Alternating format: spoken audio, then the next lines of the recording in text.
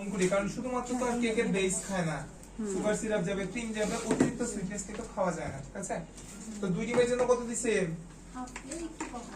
Half cup. বাকি থাকে কয় ডিম? এক ডিমের জন্য কত? বুঝতে পারছি। আমার 3 ডিমের হিসাবে যাওয়ারই দরকার নাই।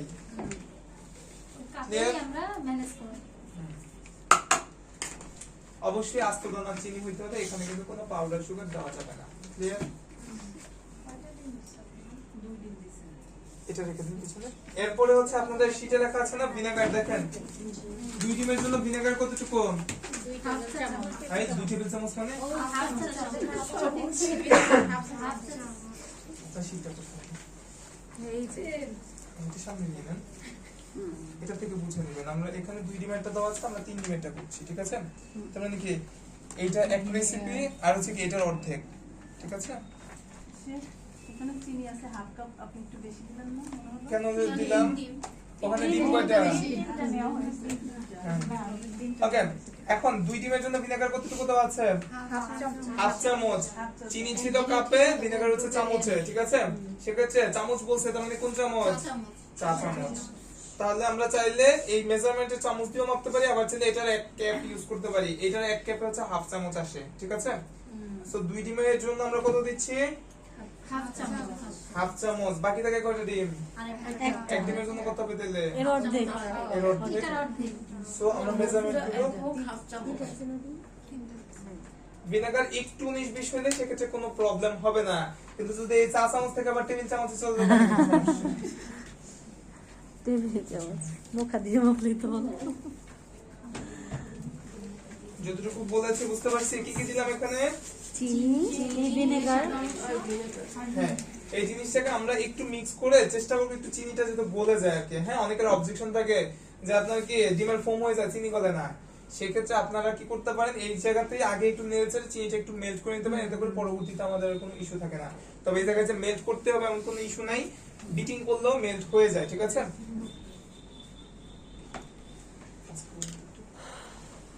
একটু মিক্স করে আমরা মিক্স করে ওকে। এরপরে অয়েল লাগবে আমার।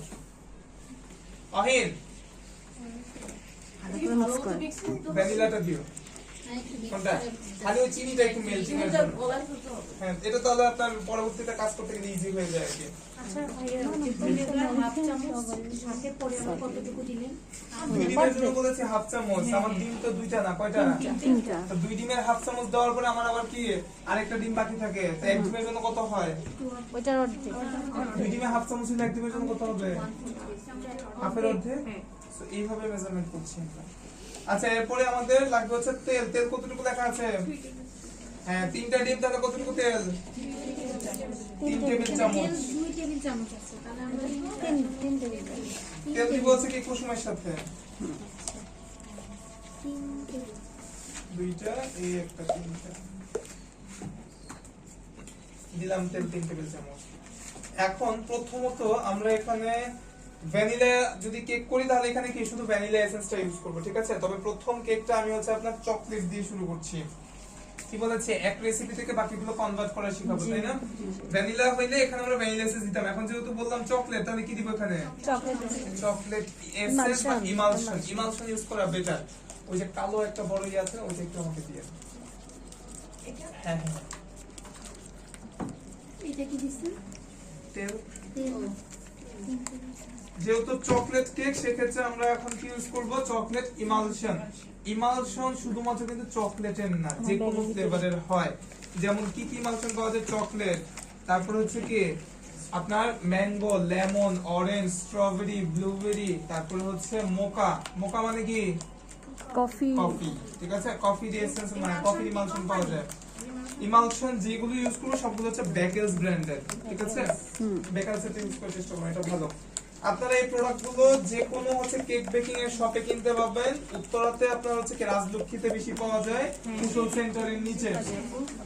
আবার চাইলে আমাদের এখান থেকেও পারচেজ করতে পারবেন, ঠিক আছে? আমাদের এখানে পারচেজের সিস্টেম আছে। এটা 100 গ্রাম 120 টাকা করে পড়ে। কত গ্লুটে দিয়ে দেন আপনারা, হ্যাঁ ছোট করে। এর মধ্যে দিচ্ছি কি চকলেট ইমালশন। এটা কি বলছেন? বেকেলস। এই যে নাম এখানেই দেওয়া এটা আছে। কি পরিমাপ?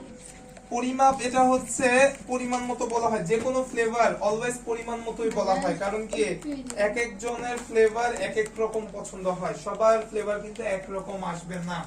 এখন যদি না বুঝেন যে কতটুকু দিব, সেক্ষেত্রে আমরা ভিনেগার দিয়েছি কতটুকু, 2 ডিমের জন্য 2 চামচ, আর এক 2 ডিমের জন্য হাফ চামচ এবং চারোয়া দিয়ে শীত দেখেন, শীতে 2 ডিমের রেসিপি কোন এক চামচ 2 ডিমের জন্য হাফ চামচ, 1 ডিমের জন্য 1/4 চামচ। তো যদি আপনারা যে কোনো এই যে বললাম 100 গ্রাম করে নিতে পারবেন এখান থেকে। এটার নাম কি চকলেট সেক্ষেত্রে আপনার হচ্ছে এটাকে আপনার কি বললাম যে আমার 2 ডিমের জন্য হাফ চামচ, 1 ডিমের জন্য 1/4 চামচ ভিনেগারের হিসাব ছিল, তো আমরা চাইলে ওই হিসাবেই আমরা এসেন্স বা ইমালশন গুলো ইউজ করতে পারি। ঠিক আছে, 2 ডিমের জন্য হাফ চামচ, 1 ডিমের জন্য 1/4 চামচ এভাবে ইউজ করব। মানে ভিনেগার জন্য এটা খোলার পর কতদিন ইউজ করা যায়? 27 সাল পর্যন্ত ডেট থাকে। মানে এটা খোলার পর ওই ডেট পর্যন্ত ইউজ করা যাবে কি এমনিতেই নরমালি রেখে? হ্যাঁ, রুম টেম্পারেচারে। এটা কি চকলেট ইমালশন? চকলেট ইমালশন এক ডিমের জন্য কতটুকু? এই 1/4 চামচ বলেছে, ভিনেগারের পরিমাণ মতো। ভিনেগারের পরিমাণ মতো আর কি। আচ্ছা, গেল আমাদের ইমালশন দিলাম, এরপর আমরা শুকনো উপকরণ ময়দা দিয়ে আমাকে ওই যে সামনে কোকো পাউডারের বড় কৌটাটা দিয়ে। হ্যাঁ, এটা ছাড়া পিছনে দেখেন আরেকটা সেম কৌটা আছে।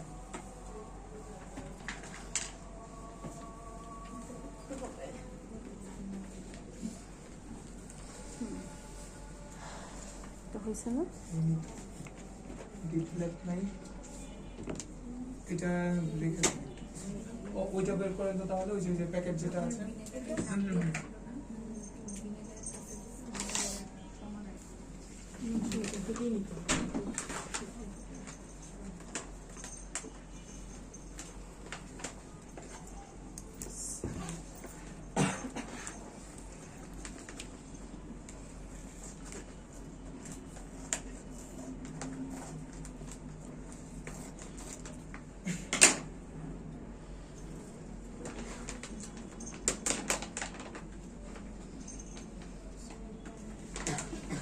ইমালশন আর এসেন্স কি একই?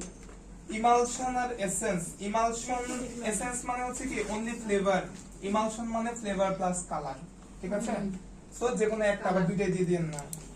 এটা পাস। আচ্ছা, এটা আপাতত আপনাদের এখানে একটু রাখেন। আচ্ছা, ময়দা কতটুকু আছে বলেন? ময়দা চিনি সমান সমান ছিল না? 2 ডিমের জন্য ময়দা ছিল কত? Half cup. এখন নরমালি হিসাবের থেকে একটু বাইরে আসি, আমরা বলেছিলাম কি কাপের মেজারমেন্টে ময়দা মাপার নিয়ম কি, বা যে কোনো কিছু মাপার নিয়ম কি সমান সমান। আমরা সবকিছু মেজারমেন্ট দিয়েছি, ডিমের কি মেজারমেন্ট দিয়েছি? ডিম ছোট বড় হয় না? জি সেক্ষেত্রে কি করব, যখন আমি ভাঙার সময় দেখব ডিম মিডিয়াম সাইজ বা বড় সাইজ, মিডিয়াম বা লার্জ, এটা হইলে আমরা কি করব, কাপের মেজারমেন্টে ময়দাটাকে হালকা একটু উঁচু করে নিব। এটা কি সমান সমান হয়েছে? একদম একটু বেশি হালকা একটু উঁচু। কেন? আমার ডিমগুলো মিডিয়াম সাইজের, তাই এই জিনিসটা কিন্তু একটু বড় ইস্যু ক্রিয়েট করে। অনেক সময় দেখা যায় কি যে কেক সব ঠিক আছে, মাঝখান দিয়ে হালকা একটু বসে গেছে, তো সেটা হচ্ছে ময়দার কোয়ান্টিটি এরকম কম থাকার কারণে এরকম সমস্যা হয়। ঠিক আছে, তো এই জিনিসটা আপনি একটু ক্লিয়ার আপ হয়ে নেবেন যে আমার ডিমের সাইজ যদি মিডিয়াম বা বড় হয় তাহলে কি করব, আমরা হালকা একটু উঁচু করে নিব। ঠিক আছে, ভাই অনেক জায়গায় দেখেছি ডিম ওই যে স্কেল কিচেন স্কেল দিয়ে মেপে মেপে দেয়। যেটা কাপের মেজারমেন্ট সেটা কাপে ফলো করতে হবে, যেটা গ্রামের মেজারমেন্ট সেটা গ্রামে ফলো করতে হবে, এটা আলাদা। আচ্ছা, এরপরে হচ্ছে 2 ডিমের জন্য কত? Half cup. 1 ডিমের জন্য কত থাকে? 1/4। এখন বলেছে কি যে এক রেসিপি দিয়ে শেখাবো, শুধু তো ময়দাই আছে তাই না ভ্যানিলাতে? আমরা জানি কি যে চকলেট কেক করতে গেলে কি ইউজ করতে হয়? Cocoa powder. কি বলেন? না, ময়দা ইউজ করবেন, বেকিং এ ময়দা। আচ্ছা, এর মধ্যে আমরা জানি যে চকলেট কেক করতে গেলে কোকো পাউডার ইউজ করতে হয়। এখন তো ওই রেসিপি তো কেটে দিছি, এখন কোকো পাউডার ইউজের খুব সহজ একটা নিয়ম দেখাচ্ছি। যে বললাম শীট বাদ একটা চামচ নিয়ে আমরা এই যে মাপা ময়দা থেকে আমি 2 চামচ ময়দা একটু রিডিউস করে নিচ্ছি। এটা গ্যাপ হইছে, এই গ্যাপটা এখন জাস্ট কোকো পাউডার দিয়ে ফিল আপ করে দেব। ঠিক আছে, ক্লিয়ার? আমি যে 2 চামচ সরাইছি বিদায় আপনার যে 2 চামচ আটকাই যেতে হবে এমন কোনো কথা না। যতটুকু ময়দা রিডিউস করব ততটুকু কোকো পাউডার অ্যাড করব। ক্লিয়ার? ওকে।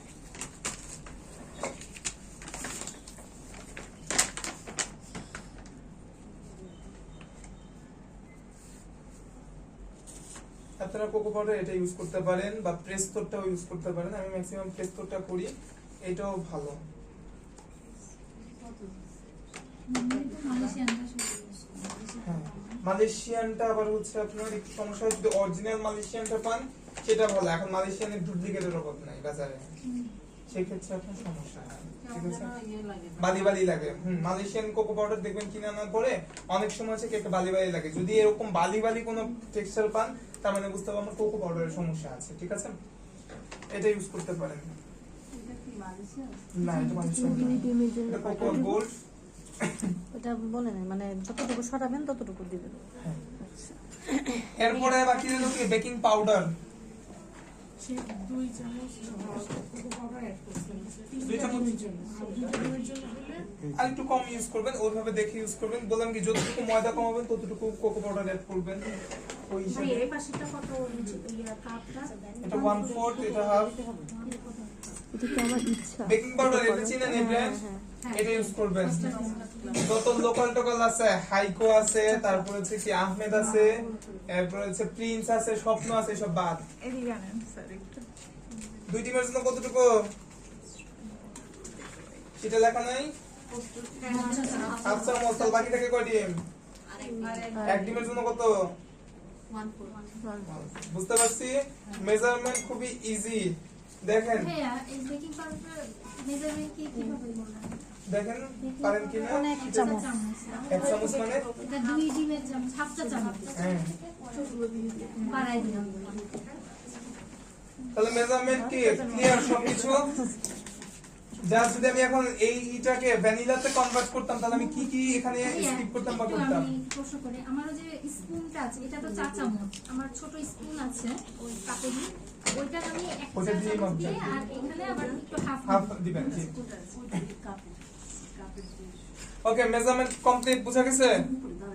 মেজারমেন্ট সব সময় আগে কমপ্লিট করে এরপরে হচ্ছে আপনার এখন প্রসিডিউরে যাব, এতে করে কি ভুল হওয়ার চান্সেস কম থাকবে।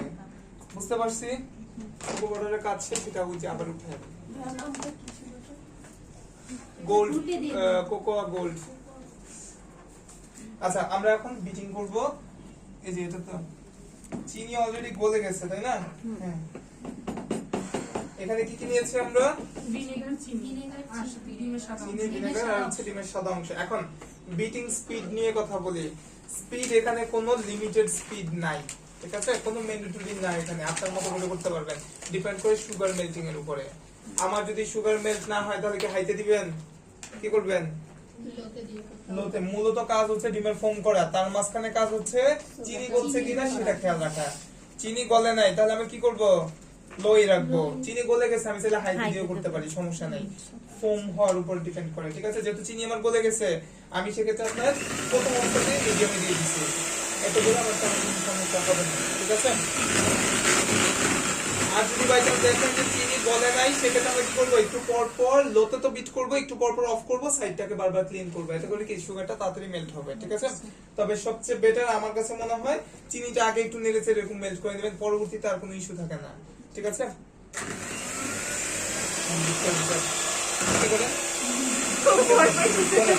এক হাতে বল ধরেন, ধরো ধরো। আশা করি